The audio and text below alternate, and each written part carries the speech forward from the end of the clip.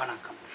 அனைத்து உறவுகளுக்கும் எனது இனிய காலை வணக்கத்தை தெரிவித்துக் கொள்கிறேன். உங்களிடத்தில் மிக மிக முக்கியமான ஒரு ஜோதிட குறிப்பை பகிர்ந்து கொள்ள வருகிறேன்.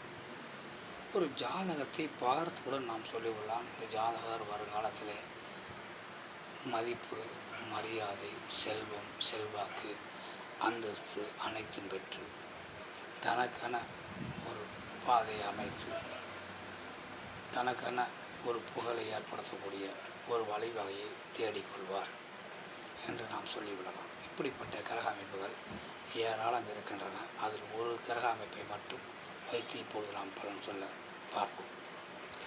லக்னம் என்பது ஜாதகரை குறிக்கக்கூடிய ஒரு இடம். அந்த லக்கணத்துக்குரிய அதிபதி லக்னாதிபதி. அந்த லக்கணத்திற்கு 9ஆம் வீடு என்பது பாக்கியஸ்தானம், யோகஸ்தானம்.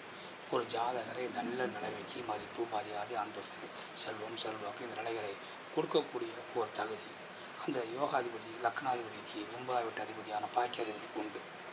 அது அதிர்ஷ்டத்தையும் குறிக்கக்கூடிய வீடு, தந்தையையும் குறிக்கக்கூடிய வீடு, புகழையும் குறிக்கக்கூடிய வீடு. இந்த லக்னாதிபதியும் 9ஆம் வீட்டு அதிபதியும் பாக்கியாதிபதியும் லக்கணத்திலிருந்து 12 வீடுகளில் எந்த வீட்டில் இருந்தாலும் சரி அவர்களுக்கு அந்த புகழ், பணம், செல்வம், செல்வாக்கு எல்லாம் கிடைக்கும்.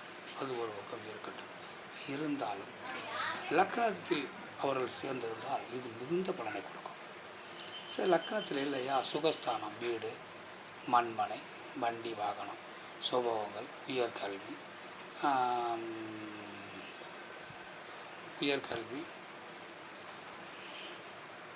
புகழ் இவற்றை குறிக்கக்கூடிய வீடு, தாயையும் குறிக்கக்கூடிய வீடு.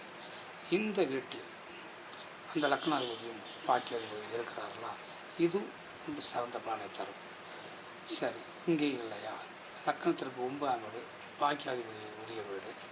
அந்த வீட்டில் பாக்கியாதிபதி ஆட்சியில் இருப்பார். அவரோடு லக்னாதிபதி சேர்ந்திருக்கிறாரா, அது சிறந்த பலன். அதான் எந்த வீட்டில் இருந்தாலும் சிறப்பான பலனை கொடுக்கும். இருந்தாலும் இந்த 3 வீடுகள் இருந்தால் அது அதீத புகழையும் அதீத செல்வம், செல்வாக்கையும் கொடுக்கும், மதிப்பு, மரியாதை கொடுக்கும். அந்த வேறுபாடுகள் இருக்கின்றன. மற்றவற்றை நாம் அடுத்தபடியாக காண்போம். உங்கள் ஜாதகத்தில் இந்த அமைப்பு இருக்கிறதா என பார்த்து கொள்ளுங்கள். வணக்கம்.